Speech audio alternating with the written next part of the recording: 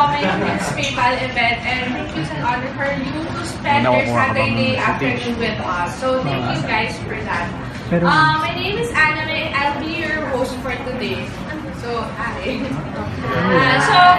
By the way, please have yourself. We have coffee, snacks here on the side, and then the bathroom there. There's Wi-Fi, so which nandun naman yung mga the password.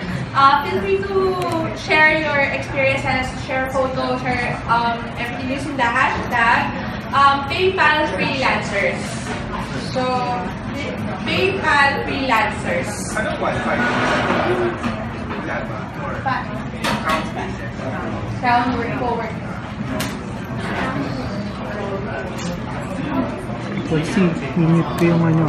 So you can, there's free Wi-Fi, so you can connect to Minute ko yung group kasi ako titingin ko. using the same password, which is Crown Code Working. Okay, so before we begin, may I ask how many years are content creators? So almost, yan, madami. Okay, who has heard of vlog? Sino may vlog? Yes, vlog. How about YouTube? YouTube channel? Yeah. Okay, so you share your vlogs and YouTube channels later para let's see, just follow each other and make new friends here because you'll be needing that later. Okay? So, don't forget to like to Facebook PayPal Philippines and join the group PayPal PH Freelancers. And you can also sign up for a PayPal account. We have here our friends who can help you on how to sign up for PayPal account.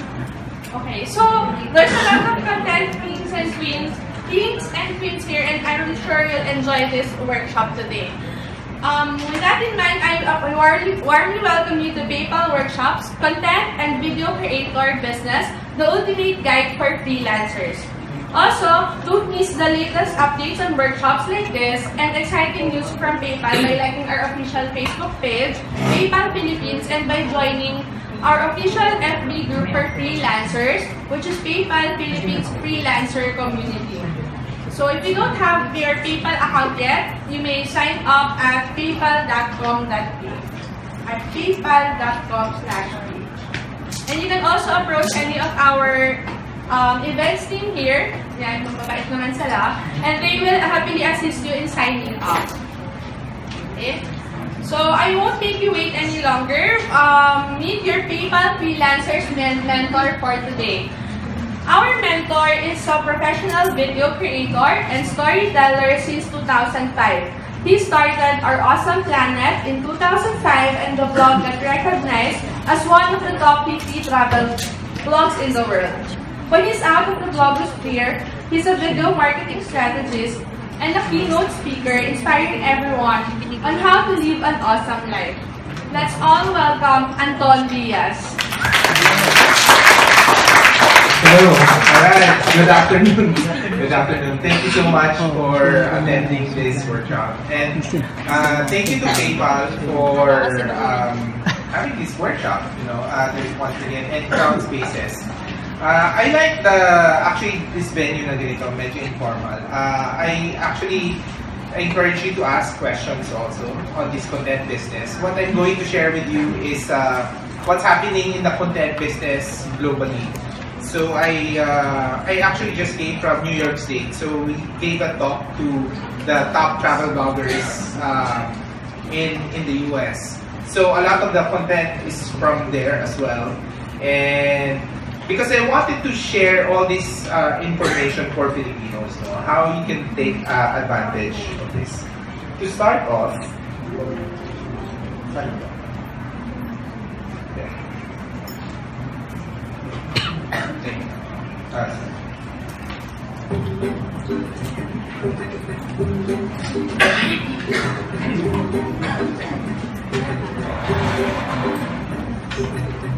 Hi, my name is Anton Diaz of Our Awesome Planet, the #1 food and travel blog in the Philippines. Our Awesome Planet started in 2005. It really started as a love letter to our sons. When my first son Aiden was born, I was inspired to document the story of their childhood.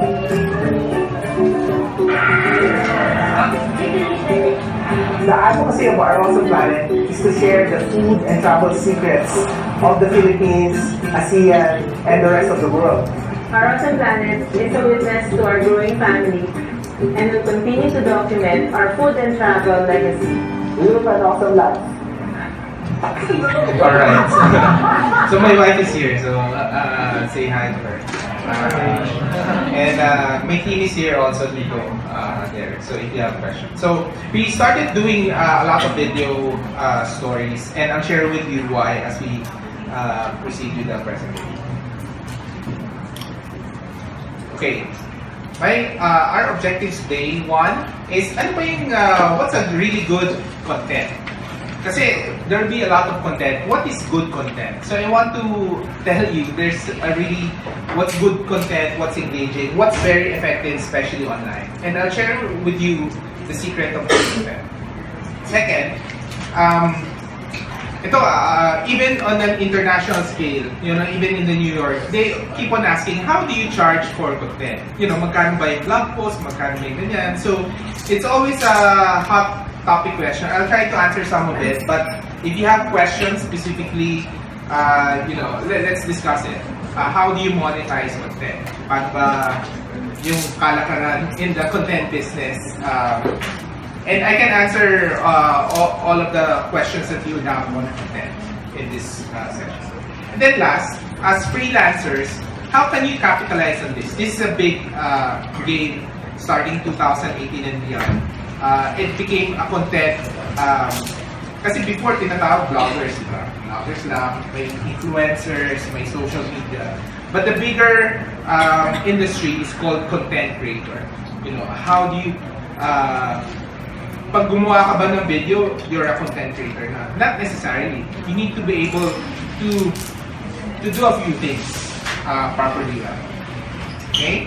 And then I'll share with you ano yung mga opportunities out there and make sure to grab them. I actually wanted to have a lot more Filipinos to be in this game. Kasi this is dominated by US primarily, a lot of the Americans and Europe also. So you want to train, and I train most of them. I want to train a lot of Filipinos now to get into this content business. Okay, ready? So first, what is good content? I'll show you a video that we made. Let me know if this is good content or not, and let me know why. Okay? Doubt mo na. What is good content?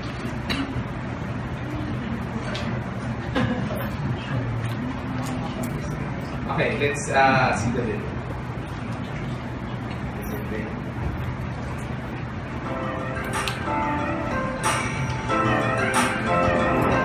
Tama, naka-YouTube lang siya. Ay, na Facebook lang.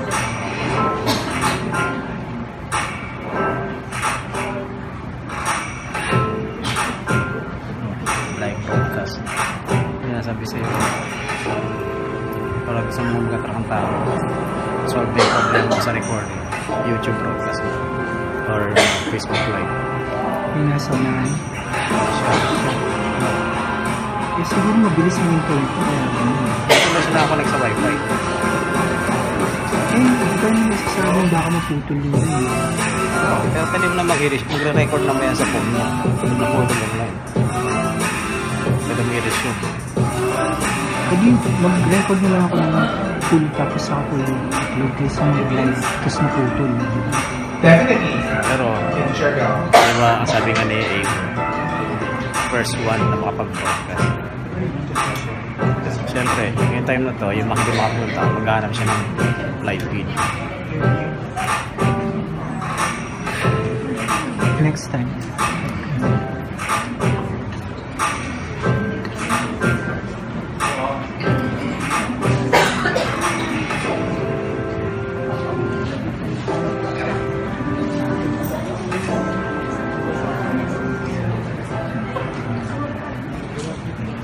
Okay, is this a good story or not? Yes. Sino yung sabi yes? Why? Branding. Okay, what else? From the back. Is this a good story or not? Yes. Why? It's a good story because it's got the details of the place by using videos, and then the video itself is crisp, clear, and it describes without words what the place is. Who else? Anybody would say it's not a good story? Yes, why?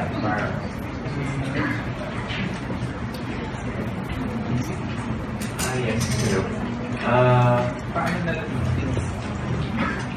mean, the content is quite okay, but I don't know, the synchronization between the sounds and the pictures that are being presented does not really, I don't know, it did not really catch me.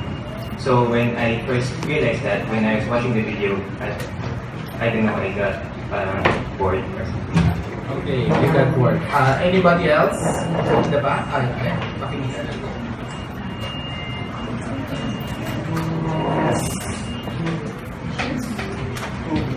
Yeah. For me, not so much, sir. Kasi parang it doesn't show how parang it's all from the place and that experience of people going there. So, okay. lacking yung people showing how fast they were in the place. Okay. Yes. This is a very important question. When you become a content creator, you need to be critical on different types of content. For me, depends on who's watching. If the watcher only wants to see the places, want to see in Siargao, I think it's good enough. But if the person wants to know more about the place, I mean, what to do, the itineraries, the cost, everything, it's not. It depends on the person. It's fast. Sure. For me, I think it's very engaging. It's while I was watching the video, it's like I want to go there. And then when I saw the food, I want to try that food. So I think it sells the idea of getting people to travel to Siargao. Okay, that's good. Anybody else? Can you just... It's okay, I can project my Okay, so sure. I just want to Yes. pick up from what the earlier lady said. For me, I'm neutral because it really depends. Aside from the audience, I also wanted to ask you, what's your purpose for the video? Okay. This was actually a Siargao Blue video, promoting Siargao Blue, one of the top hotel resorts in Siargao. So I'm neutral. You're neutral. Okay. So you asked me, is it a good video or not? It's actually no. Okay, we hated the video. Even the owners hated the video. By the way, we created it. So, but I wanted to tell you why. Okay? Why? Each content, when you're a content creator, you need to tell a story. Okay? And what is a story? Basic, you have a marker. So, what are the different elements of a story? Characters, correct? Plot. Conflict. What else? So, we follow a simple lang. We're not doing naman a movie, a big movie. So, you follow a 3-act structure in all the content that we do. So, we do this for all the content. The reason this is bad is that there was no character sa yung mga characters. It's parang MTV lang. So, we don't do MTV type of content. Kasi wala kang sinusundan, you know. Actually, even the resort did not like the video. Just to tell you. So it's really bad. So first, by the way, babawi ako dito. One, so it needs to have character. Okay. So you have to introduce the segment. So there's always you introduce the character, there's a context setting.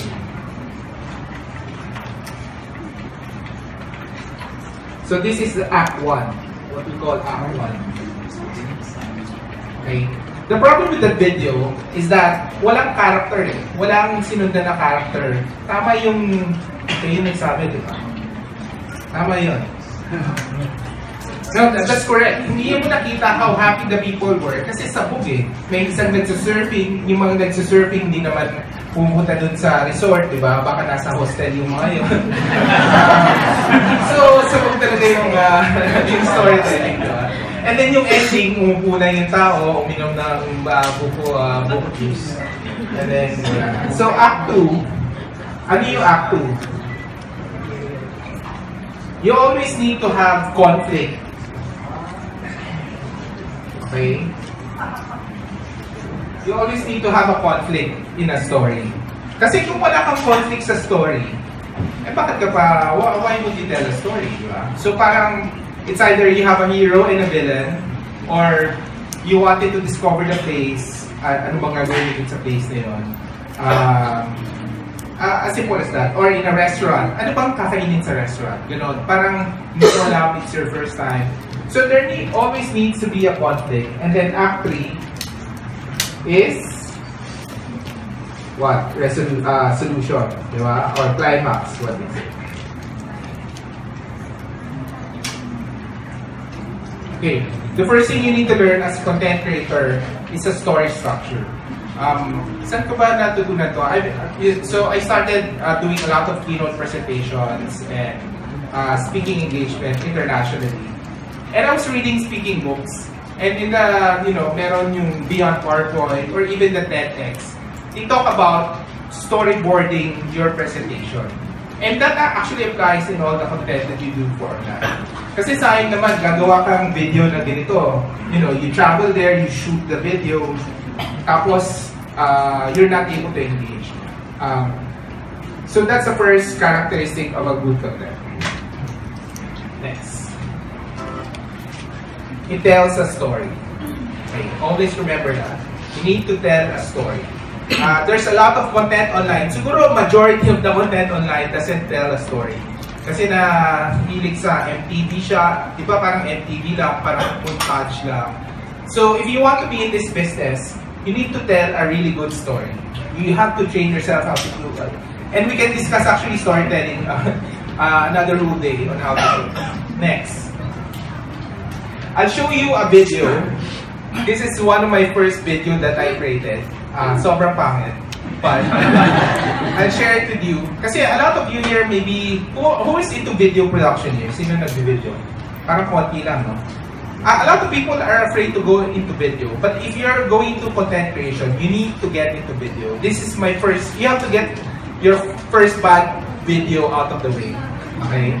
I'll show you this video and let me know, is it a good or bad content?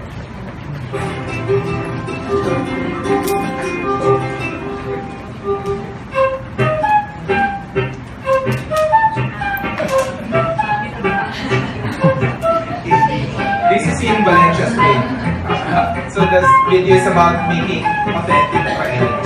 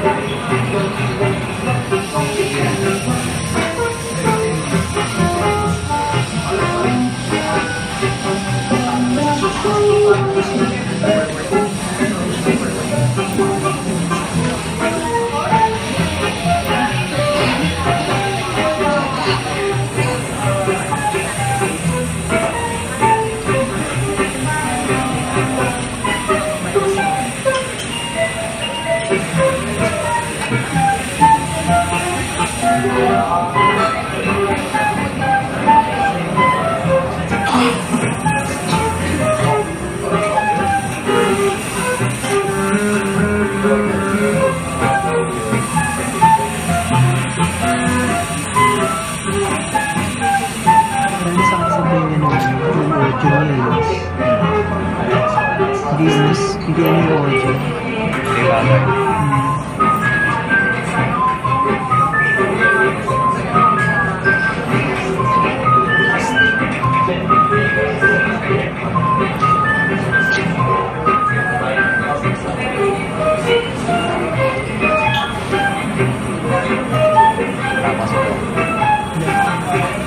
Hindi na siya nagre-reply.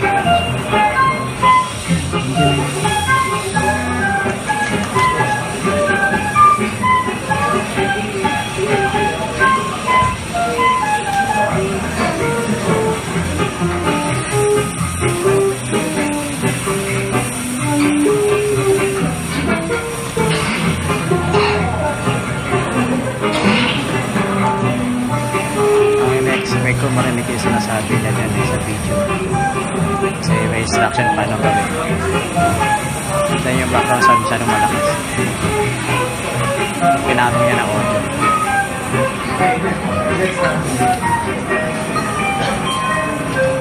Okay, so what's other good about this video? Music. Okay. Music is bad? Yes. Lack of narration. Lack of narration?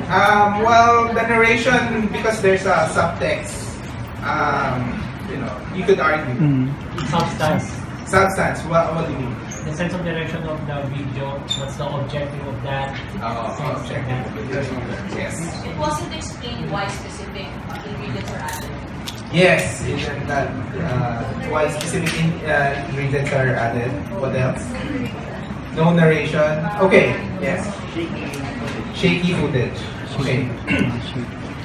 This is actually doing well in YouTube. 7 views. Why? Because there is a story. You know, this is actually how authentic paella is made. I traveled to Valencia in Spain and was thinking, what's the secret behind the, authentic seafood paella? And although the technicals were bad, some of the details are there because they allowed us to shoot in the kitchen of how they, see paella Valenciana and the carabinero. Thanks. So engaging visuals. One of the, if you're doing video, audio is very important. So napansin nyo walang audio, di ba? And some of you are saying walang narration. The music is so loud.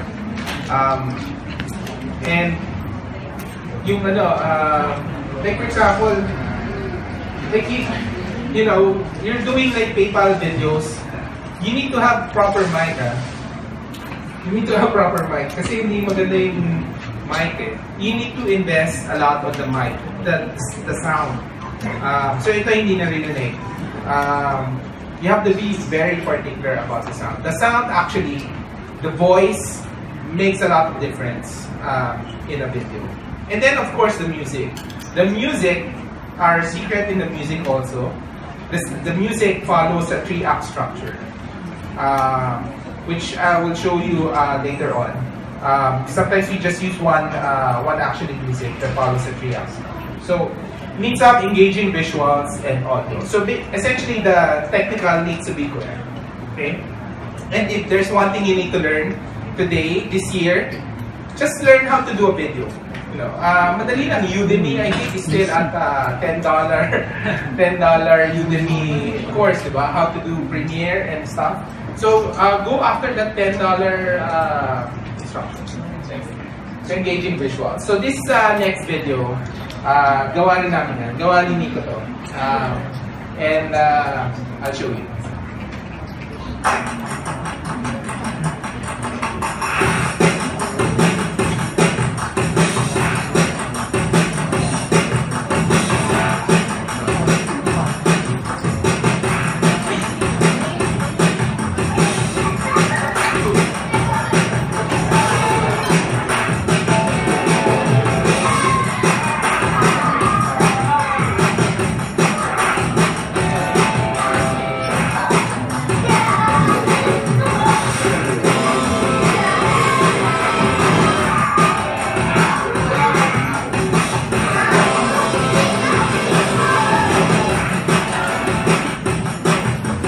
stabilize mo yan.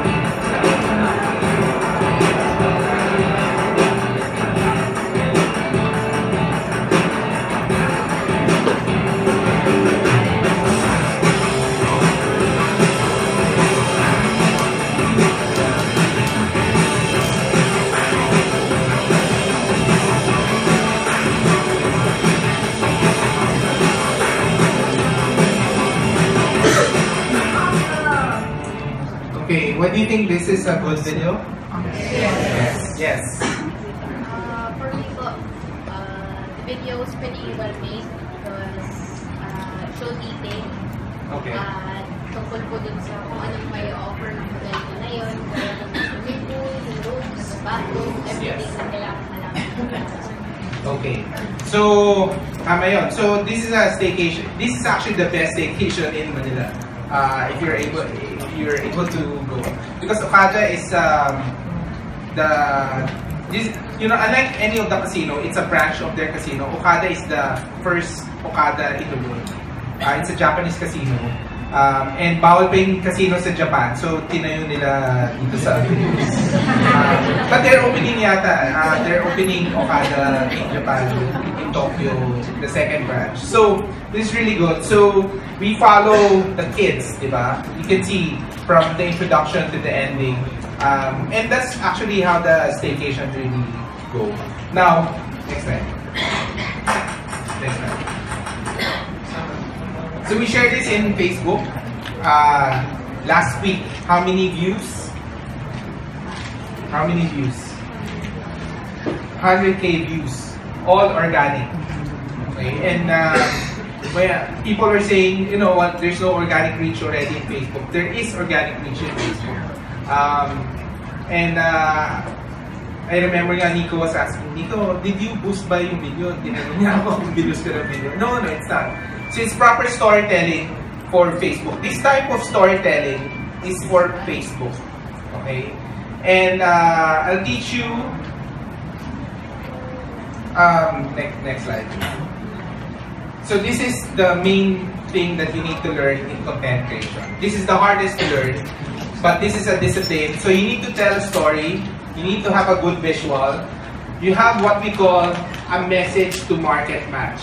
It's actually a message, your right message, the right medium, the right market, and the right moment. Okay? This is actually very hard to execute, but like anything, you can learn how to do a message to market match. Okay? And in fact, nobody is teaching it here in the Philippines. So I haven't seen a lot of people talk about message to market match. This means you cannot create one story for Instagram and publish it the same to Twitter or publish it in Facebook.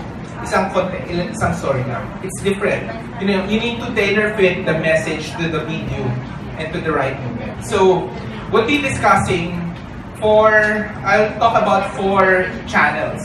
Okay, because there's a lot of channels now online and will going to be more complicated. And I'll discuss what's the right message, what's the right medium, right market, and at the right moment. Okay? Game? Next time. So let's start with the blog. Marami yung nagsasabi, blog is dead. Tama? Marami ba? Diba? May that reading? Okay. Blog became long form, what we call long form narrative. And there's a big market for long form narrative still. But there's a specific message to market match that you need to achieve for blog. We've been blogging since 2005, so 13 years. And we know this game, the ins and outs of this game. Next time. Okay.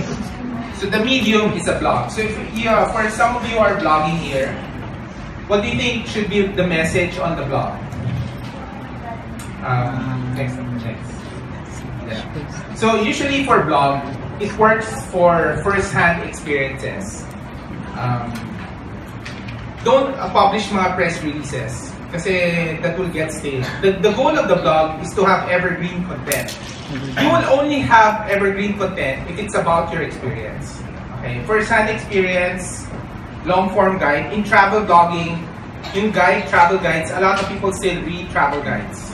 Okay, so if it helps people during their travel, then people will read it. And also, it's a snapshot of history. You need to capture, kasi the blogs are, now looking back 10 years, meron ako mga historical account of what happened in Manila, like 10 years, no? At least in the lifestyle space. And it's a snapshot of history. If it's outside this, maybe consider doing it in other formats. So, sino bang market ng blogs? Sino ang market ng blogs? Any guess? Travelers. Travelers. Who else? What generation? Generation X. Kasi marami bang X's dito? Maraming X. Okay. Okay, Generation X. Tama, Generation X.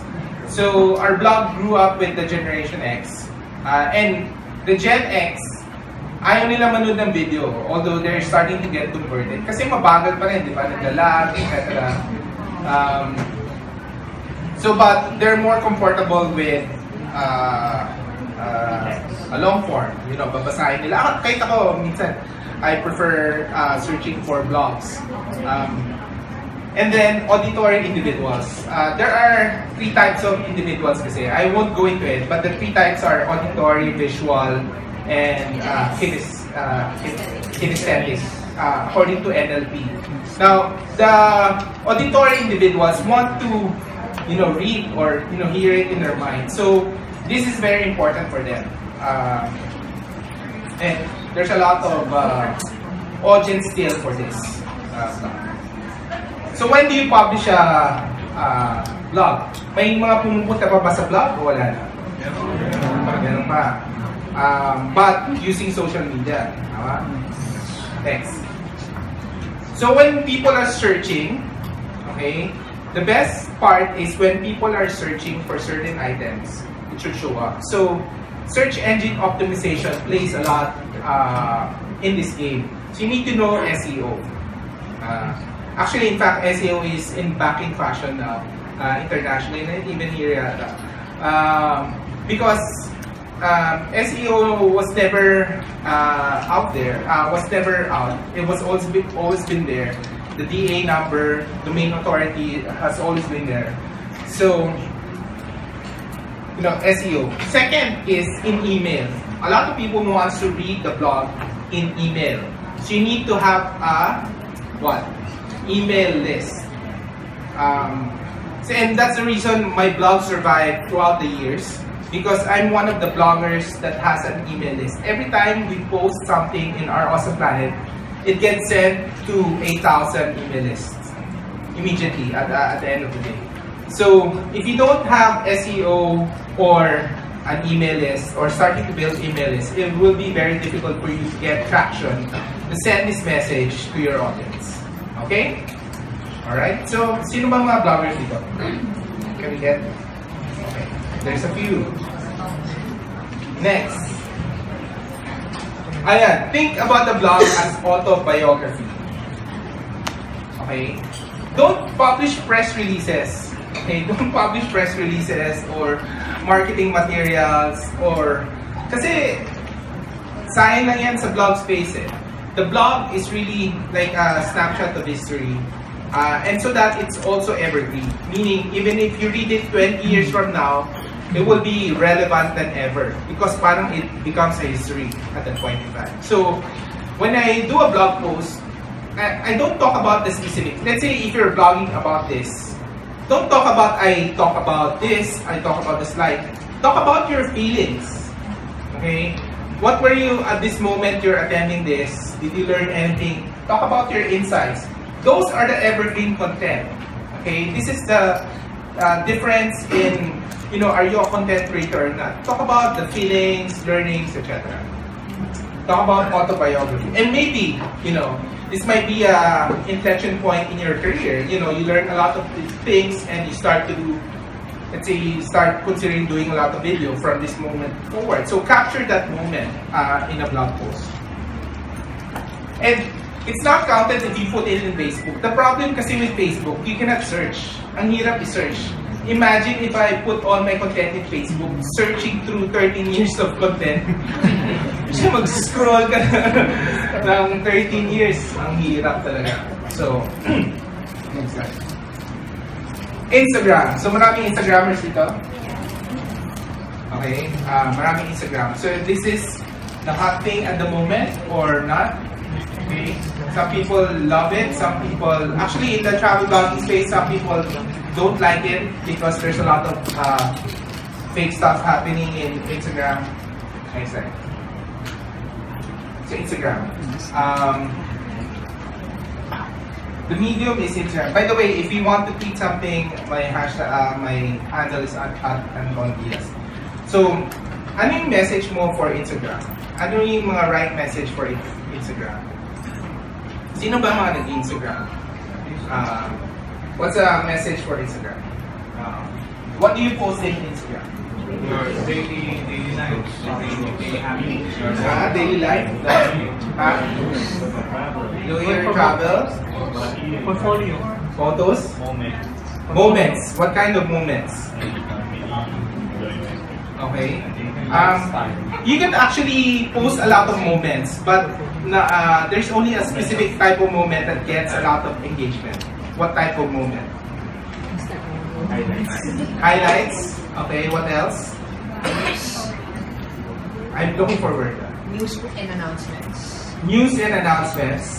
Okay, that's actually, it's not a right content for the medium. What else? Yes. Portfolio? Special moment. Okay. Hindi lang special. Meron pang words na ginagamit for Instagram. Created, yes? What you're doing right now, yes? Instagrammable. May word na ginagamit yung mga top Instagrammers. It starts with E. Epic. Sino sabi epic? Kasi, goya ka, goya.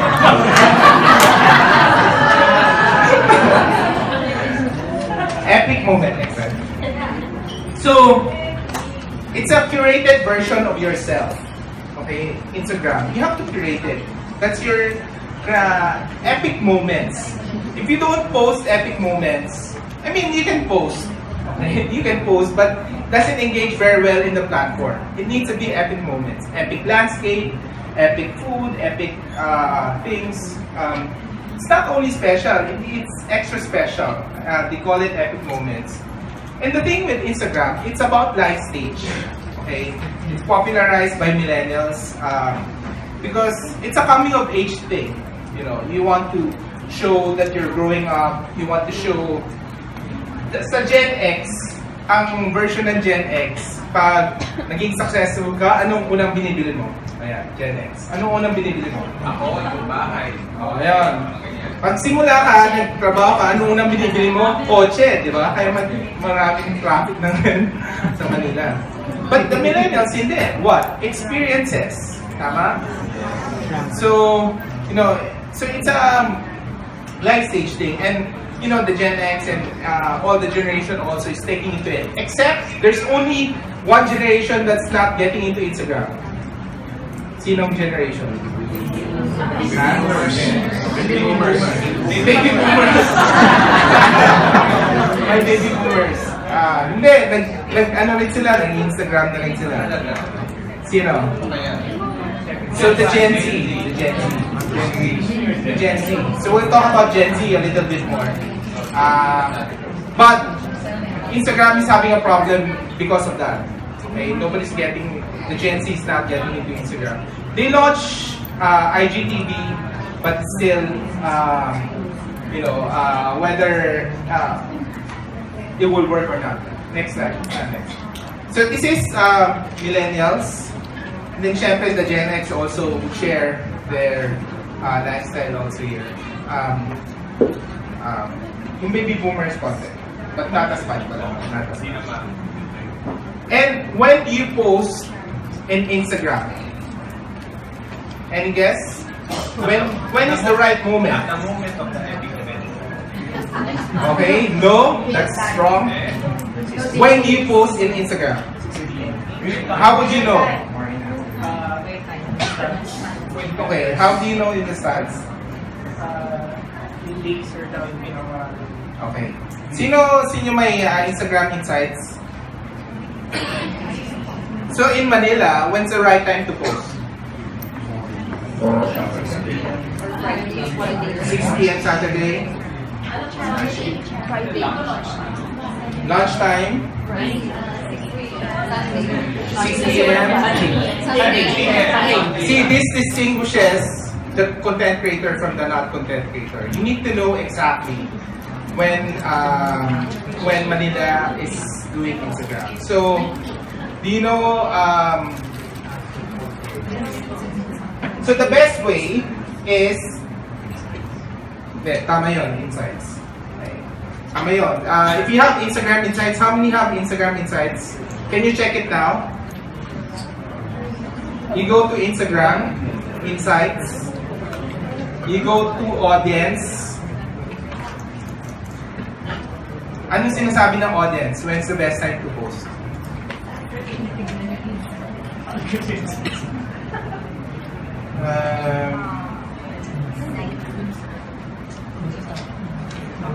So when you go to the people icon, go to the burger bar, and then click on insights. Insights, and then audience. Okay, you'll know if it's like all Metro Manila.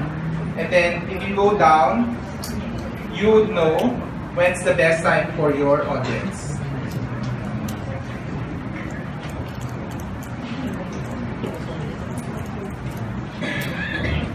Okay, this is the best, this is the right moment for Instagram. Not at the time that, kasi also when you're traveling, that changes. You will see it actually changes.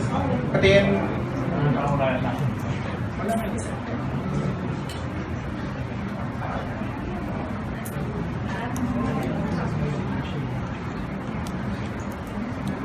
sorry, tinitingnan ko na.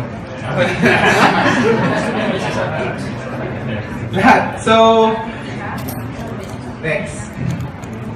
The most active moment, and then of course hashtag. But the most effective is when's the most active moment.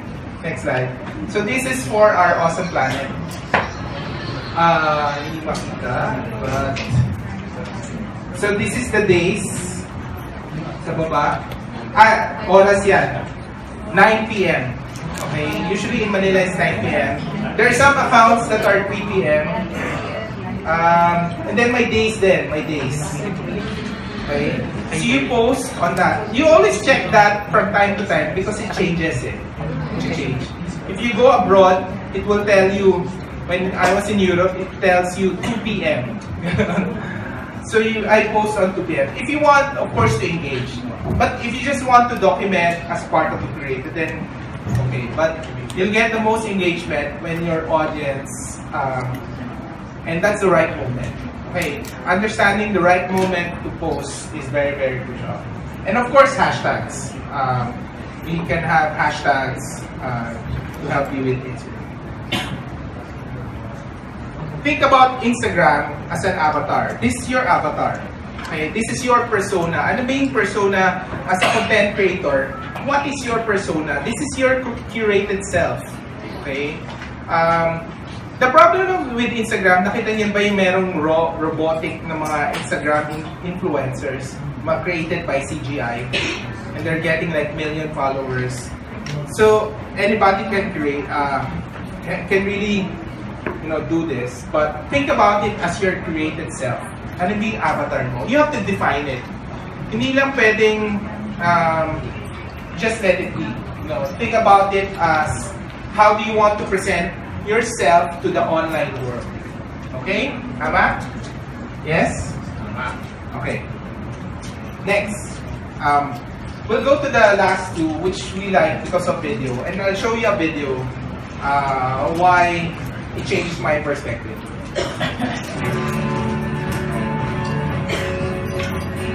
So, the blog started in 2005, and the blog is really a love letter to our son. So, we wanted to document our adventures, their childhood memories. So after 10 years, when my son is already like 10, 11 years old, I was asking them to read the blog, but nobody's reading the blog. So I started doing a video, and all of them started watching the video. So last year, we started our video blog or our video channel to share our food and travel adventures with the kids. And it gave us a chance to go back to our favorite destinations, to feature what's the best, what's the latest in those destinations.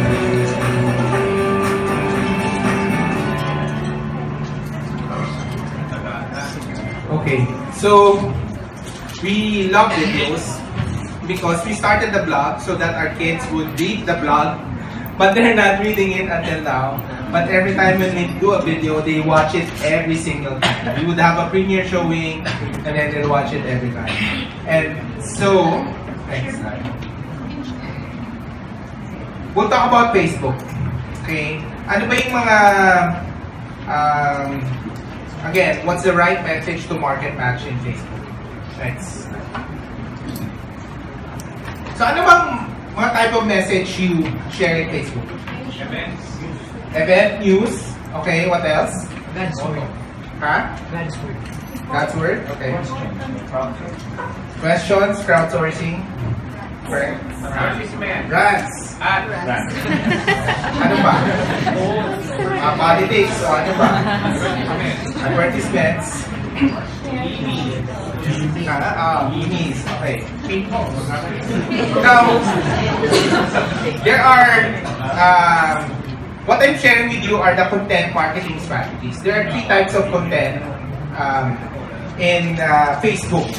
Okay, 3 classifications of content. Next. The first one is personal, emotional content. I'll share with you, emotional is actually, may ibig sabihin yung emotional. But think about Facebook as an emotional platform. Say there's no search. Okay? How do people use it? They're checking up on their friends, diba? In their feed. So it's very, very emotional. So your message needs to be emotional. Hindi pwedeng yung hindi non-emotional post. And I'll share with you next. Second would be product. Meaning, if you're promoting something, if you're doing comedy or what else, what's your career? That's the interest base. People go to Facebook based on interest. Okay? You have different groups. That's where you get people interested on different interests. So you need to focus on an interest, of course. You have to strategically think, okay, this is the interest I will post in Facebook. If you're, kung mahilig ka sa cruises, okay, so post about cruises so that people know who are into cruises as well, or mga deals on that. Next. And then play. Okay, 3 type of strategy. Now, the ratio of personal, product, and play, usually the product, if you're a content creator, you have a product. 50% of your content is product. Personal could be 30%, and then 20% play. Meaning play, what's happening at the moment, wala lang. What's happening here, anong nararamdaman mo, you can live it, etc. So there are 3 types of content. So ano ba yung mga emotional content? Next slide. So ito lang yung mga type of, so when I think about Facebook, ito lang yung pinag-isipan natin. One is entertaining. You know, if you want to entertain. Second, motivational. You know, any motivational messages. Opportunity, let's say job opportunities or merong business opportunity. May ano yan sa Facebook. Touching, you know, if you touch lives, stories like that. Inspirational. Something outrageous. Benta-benta sa Facebook. Nostalgic. Okay, not a lot of people would think about it, but diba, nostalgic. So when I think about Facebook, I think about these messages. These are the type of messages I would share. Announcement. Okay, this is where you announce in Facebook. Kasi this is the platform for announcements. And then last is learning. You want to learn something. This is a slash. Okay? Next slide, please. Wait. So sino bang market ng Facebook? Ito. Sino market ng Facebook? Gen Y? Ano pa? Okay. And this is where, ano? Okay, what else? What else? Baby boomers? Lahat kayo nag-Facebook, di ba? Okay. Next slide. You have to understand, Facebook is for stressed professionals. Okay. Stressed professionals. So you cannot be too serious or even make it stressful for people who are in the Facebook. So, mas maganda nga if you make their lives easier, diba? Make their lives easier, entertain them, or maybe give them some hope, you know, into opportunities. God's word is very important in this medium. And of course, entrepreneurs, because you want to be able to sell, you know, or freelancers. All of us are freelancers. You want to be able to sell, and you know, the entire Facebook is becoming a marketplace. Tama? So these are the main market. Of course, maraming mga ibang. You have to understand everybody's in Facebook, but this is the main core market in Facebook. And if you want your content to be engaging, you have to address this kind of market. Ako, I want to help them this Facebook. Kasi nasa office ka, araw-araw, di ba, Sabado, and then minsan you need strength to release the stress. You go to Facebook, or if you're a parent na ang kukulit ng mga anak mo, kailangan mo ng ano, na mag-release ng energy. So you go to Facebook. So, and that's the best way. So when's the right moment to post in Facebook? When's the right moment? Okay, so Facebook has an insights also. Okay. So, for us, we have a strong following on Facebook. So, alam namin kung ano yung when's the best time. Next slide. I'll just show you. So, ito pala, wait.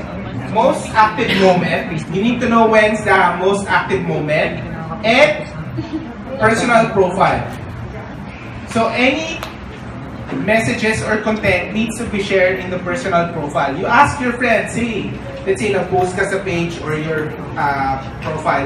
Ask your friends to share it in their profile pages. Okay, that's the best way to get engagement because that's where the market is now. So when is the most active moment? You look at it at days, hindi nakikita yung ano. Nakita yung days, halos consistent na. Wala nang downtime. Walang downtime ang Facebook. Walang downtime ang Facebook. Okay. In terms of days. In terms of time, ano yan? Time yan, time graph. So, from 3 p.m. to 9 p.m. The best time is 8 p.m. then. Or in general? This is our awesome planet, which is mostly Filipinos. And that's why sometimes I check some of the insight, more or less it correlates. Actually, in the Philippines, if you notice, it's 3 p.m. Kung nagsasnack sila, Tapos bababa, tatrabaho, and then 8 o'clock. Kasi 5 o'clock, inuman yan eh. 6. Or kung nagtatrabaho ka pa, pag 8 p.m. So we time our message either 3 p.m. or 8 p.m. And then wala nang araw. Dati yan, may mga araw pa yan eh. Ngayon wala na eh. Because, you know, everybody's almost in Facebook. Okay? Questions? Questions? Yeah, questions. Next slide. Okay, think about Facebook as what? It's a billboard. Okay? Okay? Don't, although you're sharing your personal things there, don't put anything there that you don't want people to see. It's a billboard. It's a digital billboard, essentially. You know, if you go to a Starbucks, di ba may mga big community billboards, there will do announcement, etc., etc. So think about it as a digital billboard. That's how we think about it, and maybe it changes over time, but that's how we think about Facebook when you're communicating in Facebook. That's why yung staycation video did very well. Okay, we would time it actually after the weekend, yung Monday or Tuesday, na talagang mahirap, and then you publish it. You'll see, you know, it's a welcome relief for people to see. Next. YouTube. Maraming YouTubers here? Is that you? Alright. Viewer. Okay. Next. YouTube. Ano naman yung content strategy for YouTube? The YouTubers, alam nito, it's in the playbook. What's the content strategy for YouTube? Any guess?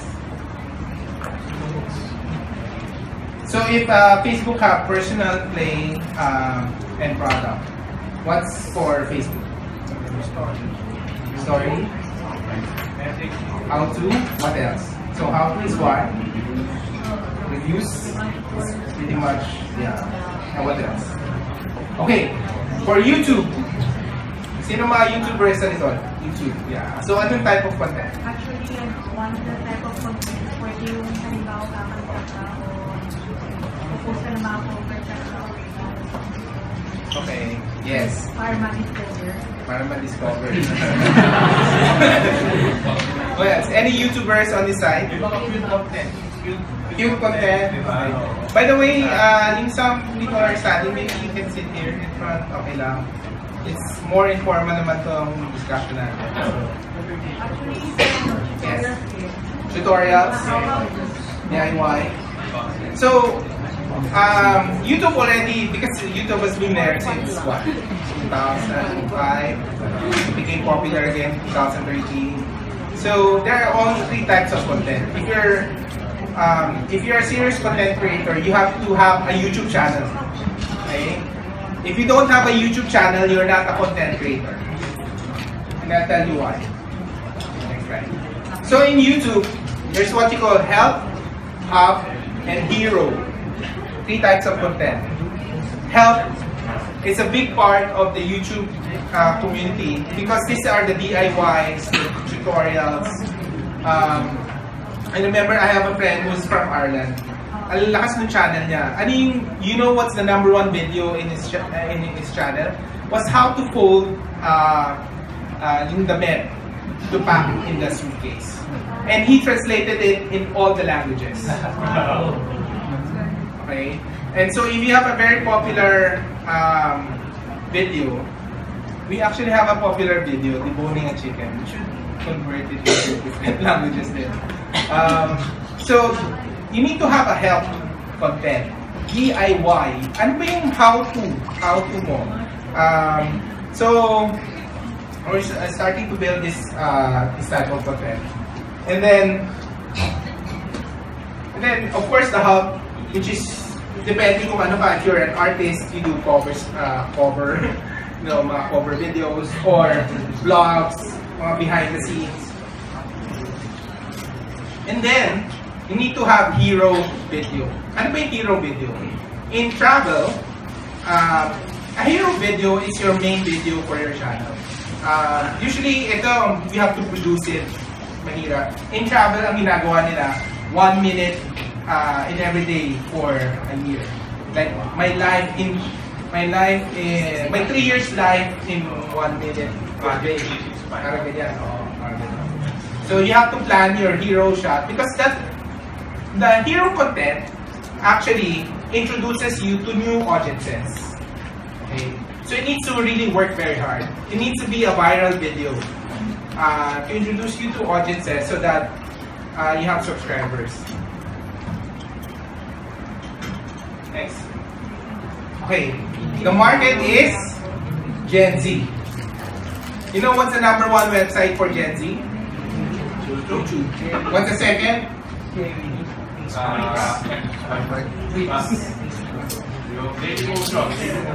No. So second is the mobile. If there's an app for that, so they look for an app for that. So they don't go to Google. They go to Instagram. They don't go to Facebook. And this is actually a problem of the Instagram. And if you're a content creator, because Gen Z, when are the Gen Z born? 1995 po. Alam niya. May halo siya ng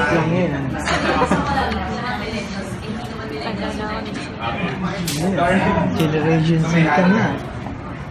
The market now for content is Gen Z. Okay? Gen Z. You have to remember that. Gen Z is born 1995. So if they're born 1995, ano na sila? Alas graduate. Nakagraduate lang. But the core Gen Z is born 2000. Okay, yung 1995 kasi medyo borderline na yan. But the core Gen Z is 2000. They're 18 years old now. Okay? And they will change the entire game. If you're a content creator, if you're a freelancer who don't know how to do YouTube, you're dead. Okay? It's not because you'll have a dead career. You'll be irrelevant. Okay? And it's actually not that you fear it. What you fear is being irrelevant in the market. And did you know, in the wedding industry, it's come and go. Meron sikat ngayon, next time wala na. There's a big depression happening in that industry kasi sikat ka tapos hindi ka sikat. Same thing here. You become irrelevant. Okay, and for you to be a content creator in 2018 and beyond, you need to have what? A YouTube channel, and you need to do videos, do things. And I know what you're saying, ang hirap ng video, hindi naman ako YouTuber, but if you're getting into the content business now, this is the best imperative for you. Kasi, the Gen Z is getting into the game. The Gen Z would control the lifestyle space. And if you want to have a content business, is the way to go. When's the right time to post night weekends? Okay. There are no classes. May insights rin, pero what's important for YouTube would be next. Searching. SEO is very important, especially for DIY. A lot of people search in YouTube. Actually, anything you want to learn now is in YouTube. Sorry. And then, subscriber. You have to ask your subscriber to subscribe and click the bell. Alam mo click the bell. So they get notified when you have a new video. Okay. So you build subscribers and then you build when searching. Now, building your YouTube base is all about collaboration with other YouTubers as well. So, but generally, that's the market to message match. Okay. Alam ko, there's a lot of things to think about when creating content. Para lang naman yung, if you go to other careers like maging engineer or you get to a doctor, there's a science behind all of this. And as content creator, we need to learn how to do a message to market match. Okay? Message to market match that you call in internet marketing. The message for the right medium, the right market, and the right movement. Next. So this is a sample of a blog that we did.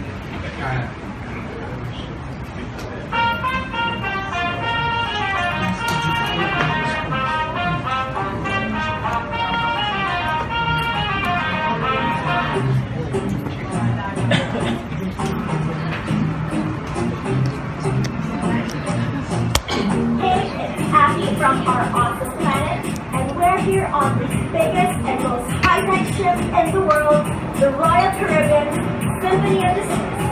So let's go on board and check it out.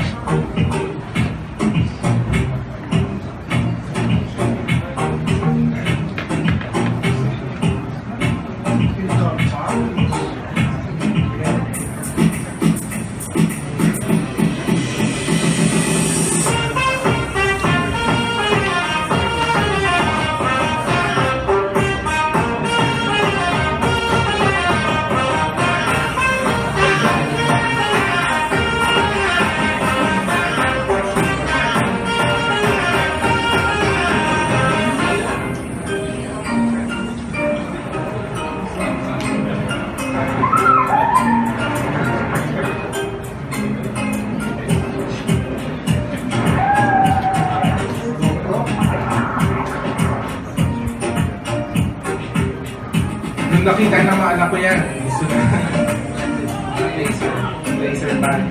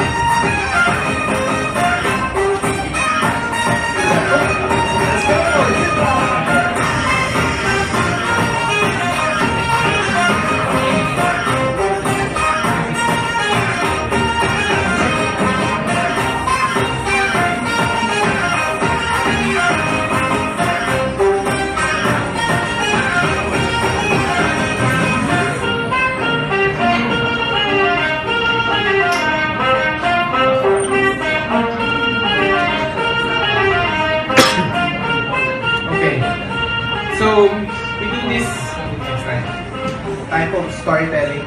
Blogging is actually very engaging, both for YouTube and Facebook.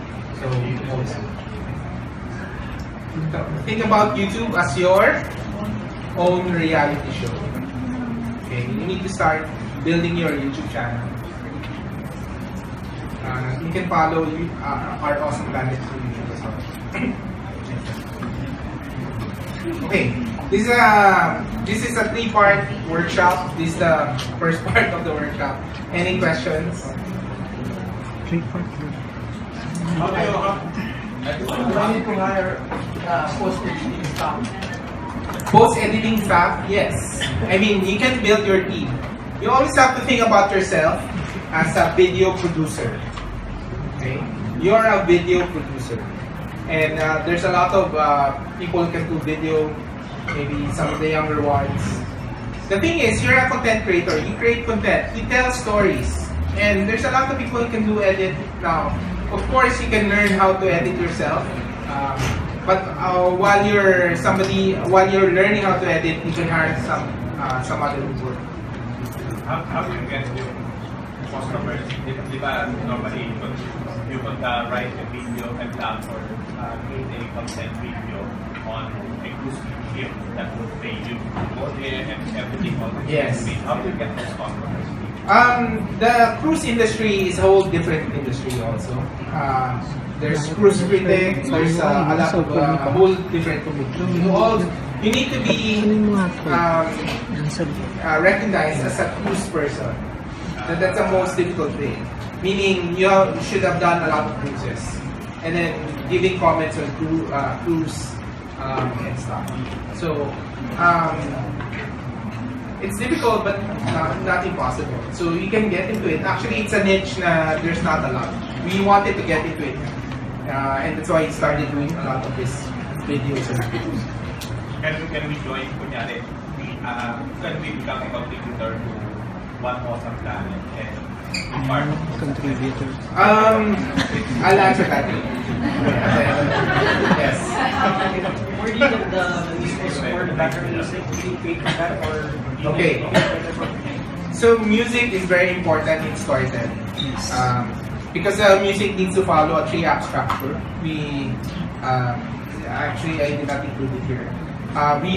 There's a few online resources because you need to have royalty free and copyright free. Okay, you have to be very careful. Some free sites are not royalty free. There's already a music library. There's already a music library on YouTube where you can download. Yes, there's a YouTube music library. There's Facebook also, and also yung Creative Commons na website. You could use Creative Commons in order to search for free content.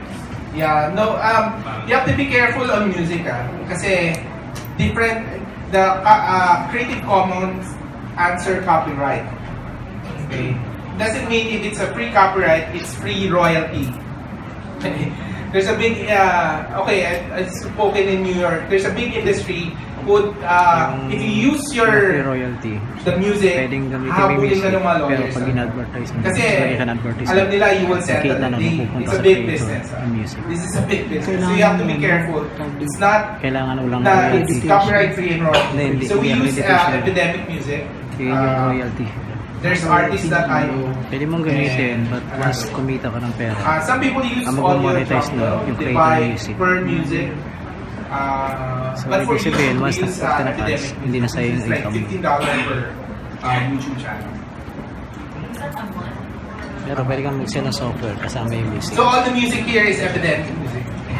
Sir, can you recommend some of the best YouTube editing software? Okay, for video editing, you only learn Adobe Premiere. That's the only thing. You have to learn the global standard, and it's always updated. So that when you learn Adobe Premiere, it edits. We do also a lot of 360 videos, so and it's really updated a lot of things. So you need to learn Adobe Premiere.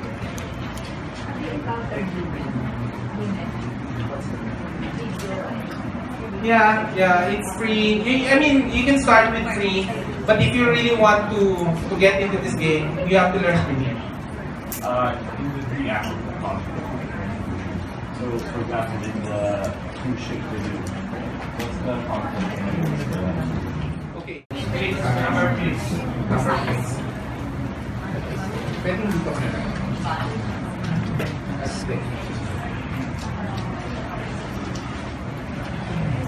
Okay, thanks.